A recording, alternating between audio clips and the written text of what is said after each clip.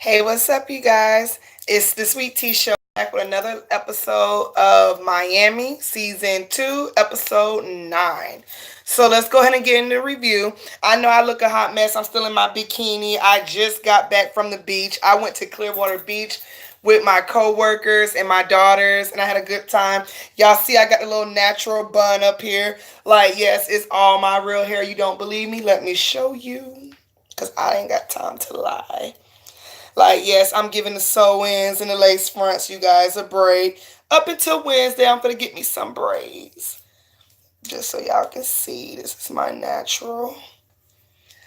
Because I've been told I have good hair. Y'all see it? Look at that shit. So I can talk about wigs today episode if I want to, but I'm going to spare them. Y'all see how long my little shit is. Like, yeah, I know it needs to be combed out, but it is what it is. But right now, I'm just going to wear, like, messy bun. Yeah, so that's my little hair. Anyway, never mind about that. So let's go ahead and get into this review. So I didn't see all of it. Like, I missed the first 10, 15 minutes of it. About time I turned it on, because I had just walked in the house or whatnot. I had to get my kids ready for bed. I had to give them a shower, make them eat something, because we literally got home like at 9 o'clock. So the part I walked in on was, what's that girl name? Shay. Shay was on the bridge talking to Miami Pooch. Not Miami Pooch. Damn, Miami Tip. But not Miami Tip. She was talking to Pooch, Michelle Pooch. And basically, Shay has this gallbladder problem. Like something that's grown inside of her. And now she's probably got to get surgery, and she's crying about it. She says she never had surgery before. One doctor's telling her another. So she needs to go to another doctor and get a second opinion. And Miami Pooch, I don't know why I keep calling her Miami. Michelle Pooch basically says she's going to be there for her, and she wants to help her, and she wants to be a good friend, and she knows that Shay is strong, and she also had something that happened to her like that. So she was like, I know what it's like to go through something like that alone, so let me go through it with you. So she basically just talked to her about that. Oh, I had a message. Sorry, guys. If I'm looking like, what the hell? Like, I look like I was dead. Oh, my head is so long. I look like an egghead. Like, I'm roasting my own self. But anyway, I had a message, so I was reading that. But anywho, back to what I was saying. So, yeah, basically, she was just saying how she would be there for my Shay or whatever. Moving on from that scene, we get this scene with Chaotic. Chaotic goes to court, and he basically pleads his case, and his lawyer tells them the same story, how he suffers from PSAD and how he's suffering from all those shots, and he felt like somebody was chasing him. Now, I'm not really sure what happened. It looked like the judge dismisses the case, or it looked like the judge dismissed it for the time being, like they went to a recess. But I didn't really catch on, because like I said, I had just walked in the house and I was eating at the same time, trying to eat me a damn pizza or whatever. So I didn't really catch what happened after that. But I think they basically let Chaotic go at that time being. I think Chaotic basically walked out of there, but he did agree to take counseling. He was with his niece, and his niece supported him, and he basically sticks with the same story, how the police is only showing their side of the story, but they're not showing how they chased him for no reason, followed him for no reason. So that was that. Moving on from that scene, we get this scene later. We see Trina. What's the guy name? Prince and Bobby. Obviously, Bobby and Prince put their differences aside. And if y'all haven't saw it the other day, I basically saw it the other day. It might have been showing for weeks now. They have like this little Burger King commercial where they're trying to raise money or a fundraiser for a school. But basically, these kids are trying to have music careers, music dreams. And so Trina, Michelle Pooch, Prince, and Bobby was basically telling them to follow their dreams and don't let nobody stop you. Stay true to yourself, and you got it from here. Later, we see Trina get in the booth. I liked it. I liked it how Bobby and Prince was able to put their differences aside for the children's sake. I also liked it. One of the girls' questions she asked, Is it a big difference between male artists and female artists? And I definitely agree with that. I feel like women have to work so much harder than men because when you think of rap, you think of a man rapping, and it's like women. It's like they gotta. I don't want to say it, but it's 9 times out of 10 true. It's like you gotta give a man head. You gotta open up your legs. You gotta sell your soul just to get talent. It's like you gotta be half naked to be to give attention. Like if I go out like this on the stage, that's what men want to see, but they don't want to see what kind of flows I got, what kind of bars I got. They want to see my ass out and my coochie hanging out my drawers or whatever. Like so. It's like I understand what Trent was saying. Just be yourself 100%, and you should be able to do it. Did y'all catch the shade Bobby threw when he was like, "Oh yeah, sometimes you have to work a little hard to get a feature by somebody." And he looked at Trent like this with a side eye. I was like, "Girl, bye." Later, we also see that him and Trina talk, and they talked about how he's doing a really good job with his business and the career he chose to be in and the management he chose to be in. And we see that Trina signed other people, but I'm trying to figure out, yeah, these people got talent, but how you gonna sign them when nobody's checking for you no more? I mean, I'm gonna leave it as that. She said that she'll give Bobby a feature, but it basically sounded like it was gonna be on her time. Moving on from those people. Who else they showed tonight? They show Shay again in the hospital. Shay basically gonna have to get a surgery, and it's basically gonna be like a C-section. She's worried that people are gonna see her C-section, and I didn't necessarily hear what kind of C-section it was gonna give her because I know there's two types. I know there's the emergency C-section, and that's where they cut you down like this. And then they got the panty line C-section. That's what I have. I have the panty line. My C-section is where my panty lines are.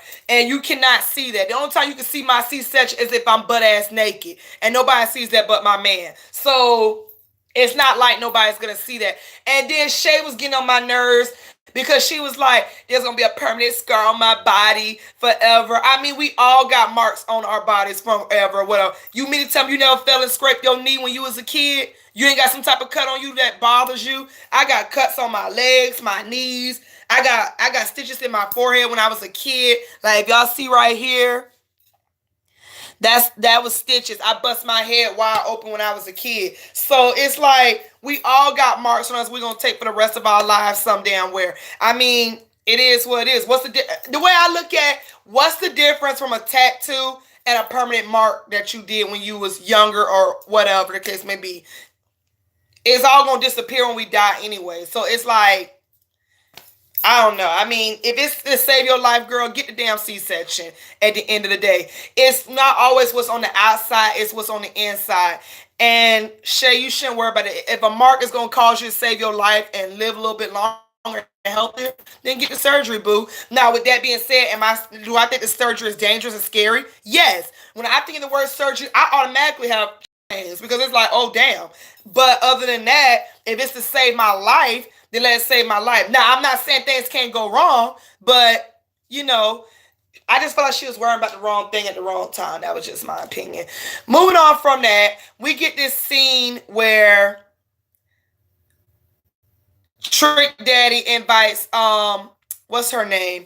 Amara to Trina's event. And Trick walks over with Amara to Trina, and he says it's a date. Amara says, this ain't no date. And he was like, oh, well, that's news to me. So now Trick got an attitude. Amara says in her confessional, yeah, we went out last week to ride horses, but I looked at it as like a homeboy thing. I never said it was going to be a date. She swerved his ass. Bobby is over there talking shit as usual. And then you got Joe, who is supposed to be Trick Daddy ex-wife. You got Joe over there. Why is he in with her? But I don't care. Clearly you do care, sis, because you worry about who we in there with. Then she walks over there. What's going on here? But she says it in a smart way. Trick yells, you need to mind your business, go on with that. Joe says something slick, walk off. Trick gets up. Amara doesn't want no parts of that. And I'm just looking like, Joe, what was the point of that? This is a man that you cannot stand. This is a man that hasn't given you your divorce money yet. As far as I'm concerned, if you're not gonna go over there asking for the divorce money, why does it matter he walked in there with Amara? You keep saying you didn't care. You cared enough to walk over there and ask what was going on, though. I'm just saying, sis, that looked real stupid at the end of the day. That was just my opinion. So Amara talks to Trina. She asked Trina, is there a problem with me? Like, do you have a problem with me? Like, what's the issue? You know, in a adult, mature way. And Trina basically tells her it's not so much her. It's basically the producer she works with. I forgot the man name. I didn't even pay attention to it. Apparently, he also got issues with Jesse Wu, who I don't give a fuck about. So moving on from that, Trina goes back and tells her that she feels like he was up Amara's ass so much he wasn't even helping her, and he was her business partner and producer for a long time. So Amara just like, the two of y'all need to talk. I mean, he's a big boy. I'm gonna let him talk for himself and be just that. So Amara basically tells Trina about the whole situation with Jesse Wu. She was like, it was a situation with her ex-boyfriend. I asked a question, she got offended, and I just don't have time for that type of drama. Trina says, I think you guys need to talk. Amara says, is she here? She goes, yes, her and here. Amara says, I'm going to walk out. I have no time for this. And I was cool with Amara about that. Amara says she does not want to ruin her event, and she walks out. And I was happy for Amara. It's no point of talking to somebody like Jesse Wu. Jesse Wu proved that she does not want to talk. There's no need to talk, period. So moving on from that, we get this scene where we're talking about gun violence. You got Joe out there, Trick Daddy, Trina's young ass boyfriend, Kiara. Basically, all of them was talking about gun violence. They knew somebody who got shot down or killed or paralyzed, and they also knew victims, and it was very sad. And they're just trying to stop the gun violence. And I always said it, and I say it again. The world, in my opinion, nobody has to agree with me, but in my opinion, the world would be somewhat good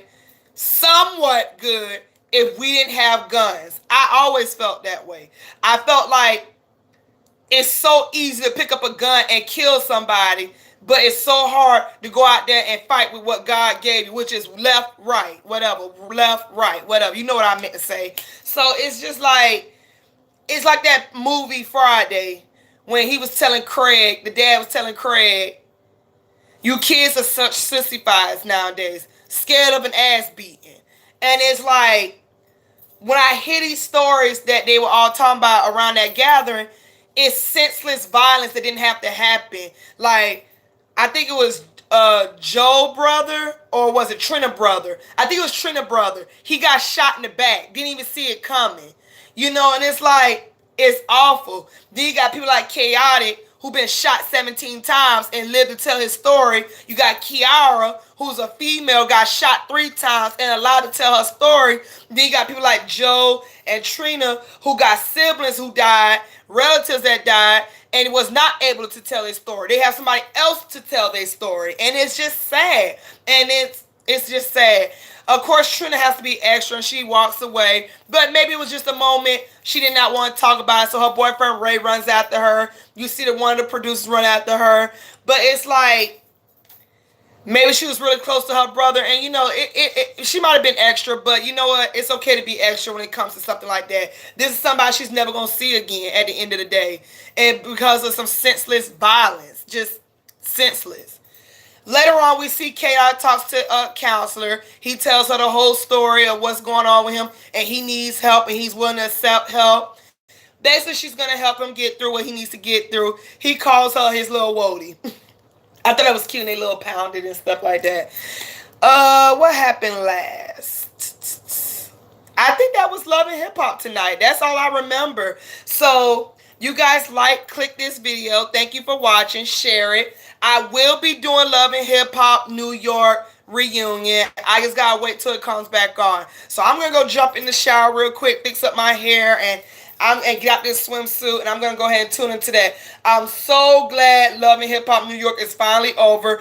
I didn't review it last week because you know what? A lot went on. Work, children, Still helping my best friend with her wedding plans. So it's like it's a lot going on. I didn't really do it. Plus, I didn't care for the episode. I didn't care for how everybody jumped on Safari. But kudos to Jules and Kim Bella locking in. They locked it down. Kudos to Joe proposing to sin. They locked it in. They locked it down.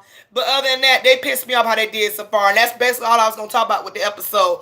On that note, I'll catch you guys later to do the